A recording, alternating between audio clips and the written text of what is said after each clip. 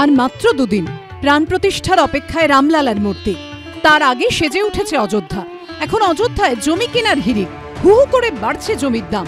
কার্যত সোনার দরে বিকোচ্ছে অযোধ্যার জমি। চিকিৎসক হরিশচন্দ্র গুপ্তা, বাড়ি অযোধ্যায়। দীর্ঘদিন এসএসকেএম মেডিকেল কলেজে পড়িয়েছেন, এখন উত্তরবঙ্গ মেডিকেল কলেজে কর্মরত। দীর্ঘদিনের ইচ্ছে ছিল অযোধ্যায় একটি হাসপাতাল তৈরি করার, কিন্তু এখন জমির দাম শুনে কার্যত মাথায় হাতেই চিকিৎসকের। অযোধ্যায় এখন 1 স্কোয়ার ফুট জমির দাম 12,000 টাকা। হ্যাঁ, ঠিকই শুনেছেন।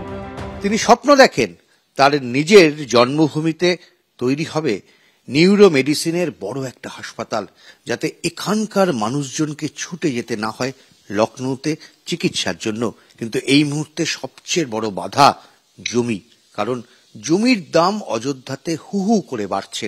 জমির দাম আগে থেকে অনেক বেশি আছে, 2 টাইমস 3 টাইমস মোটামুটি হয়তো, কিন্তু রিসেন্টলি 4 থেকে 5 বছরের মধ্যেও এটা বাড়ছে। রাস্তা তৈরির জন্য মন্দির লাগোয়া এলাকায় জমি অধিগ্রহণ করেছে সরকার। তৈরি হয়েছে ধর্মপথ। এর জন্য অনেকের দোকান বাড়ি ভাঙা পড়েছে, অনেককে আবার দোকান বা বাড়ি ছোট করতে হয়েছে।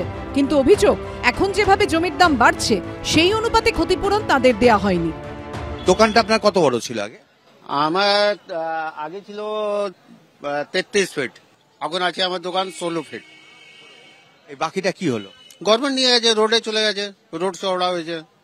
কত টাকা পেয়েছেন তার জন্য? অনেক কম, মুআবজা তো বলতে পারবো না, আমি ভিক্ষা বলতে পারি, 3 লাখ। ধর্মপথ লাগোয়া এই বাড়িটির কিছু জমিও অধিগ্রহণ করা হয়েছে। এই বাড়ির বাসিন্দাদের অভিযোগ, তারা কম টাকা পেয়েছেন। कम से कम 15 फुट गया है, 15 फुट या 20 फुट के लमसम। तो अब भाव ज्यादा है तो उससे क्या हुआ, जब जो चीज सरकार ले ली है, जो सरकार रेट लगाएगी वही ना हम लोग लेंगे। অযোধ্যায় এখন যার জমি আছে তিনি ধনকুবের। মন্দির শুরু হওয়ার পর জমির দাম লাফিয়ে লাফিয়ে বেড়েছে, আরো বাড়ছে। এরই মধ্যে অযোধ্যা রাম মন্দিরের অদূরেই জমি কিনেছেন অমিতাভ বচ্চন। রাম মন্দির থেকে অমিতাভের জমির দূরত্ব মাত্র 15 মিনিট। বিমানবন্দর থেকেও মাত্র আধ ঘন্টায় পৌঁছে যাওয়া যাবে। শোনা যাচ্ছে অমিতাভ বচ্চনের কেনা জমির আয়তন 10,000 স্কোয়ার ফিট, দাম আনুমানিক 14.5 কোটি টাকা। নরেন্দ্র মোদীর হাতে রাম মন্দিরের উদ্বোধনের দিন অমিতাভ বচ্চনকেও আমন্ত্রণ জানানো হয়েছে। উজ্জ্বল মুখোপাধ্যায়ের রিপোর্ট, এবিপি আনন্দ, অযোধ্যা।